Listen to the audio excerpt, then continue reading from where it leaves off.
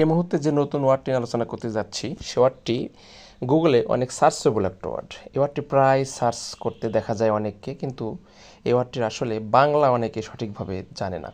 তো ভিউয়ার্স, চেষ্টা করবো আজকের ভিডিওতে এই রাভিশ শব্দটি নিয়ে বিস্তারিত আলোচনা করার জন্য।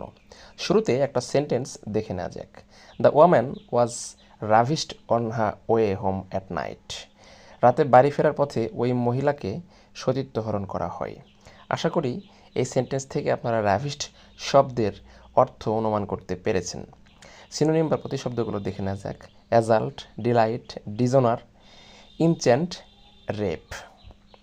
বাংলা করলে যে অর্থগুলো দ্বারাই দেখুন: হরণ করা, ছিনায়া লওয়া, সতীত্ব নাশ করা, বলৎকার করা, ধর্ষণ করা, আনন্দে বিহ্বল করা, জোর করিয়া লইয়া যাওয়া। বাংলা সিনেমাতে অনেক সময় আমরা দেখি যে নায়িকাদেরকে জোর করে ধরে নিয়ে যাওয়া হয়। সেক্ষেত্রে এ ধরনের সেন্টেন্সে আমরা ইংলিশে ডাবিং করতে গেলে রাভিশ শব্দটা ব্যবহার করা দেখি।